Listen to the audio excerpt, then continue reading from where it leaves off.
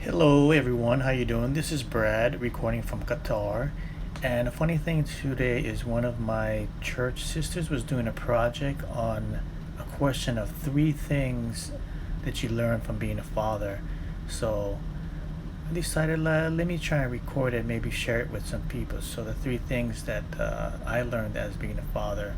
I do have a 24-year-old and a 17-year-old right now. Um, the first thing I've learned is, as a father, is being there for them during special events, school activities, such as wrestling tournaments, basketball games, football games, or whatever activities they have. As a 20-year retired veteran, I wasn't there all the time for anniversaries, birthdays, and special events. A lot of things that I missed, but of course, with the support of the family, they record it and they'll send it to me, on Skype or Messenger or whatever the video recording was recorded on. So that would be the first thing, is for being there as being there for them, for your kids. The second thing I would say is to have open lines of communication with your kids, and don't always assume everything is okay, even if they say it's okay. For example, I learned this from my second son, who was in middle school in Alaska, Anchorage. He was kind of short and chubby with glasses, so he got picked on. He got bullied, and I think he got beat up a couple times in middle school.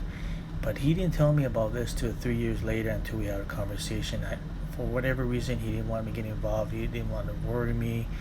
You know, I wish I was there, and I wish I had taught him how to defend himself. Especially with a background as an instructor in judo and taekwondo. I could have helped him, train him, and even um, gave him some pointers as far as defending himself. But I couldn't do anything because I didn't know about it.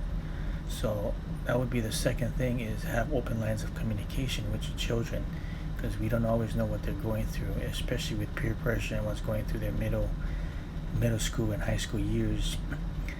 And I would say the last thing is, if you raise them in a right, loving Christian way and trust in God, I think they will grow up to be a pretty good child, and you would be proud as parents. Even though I wasn't always there due to military deployments, 6 or 7 deployments, Iraq, Afghanistan, Saudi Arabia, Ecuador, and some other places. Um,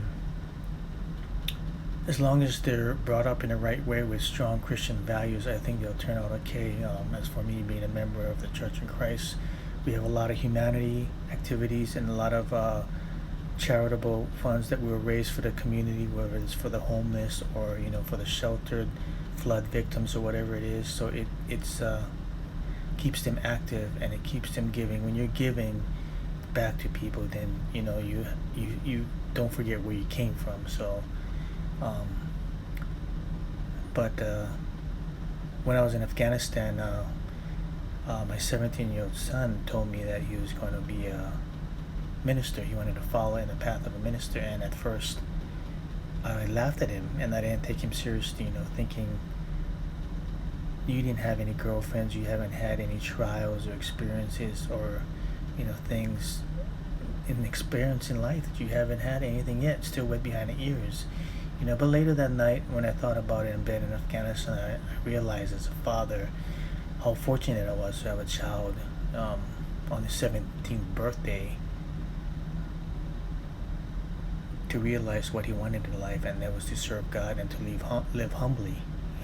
Who could ask for anything more?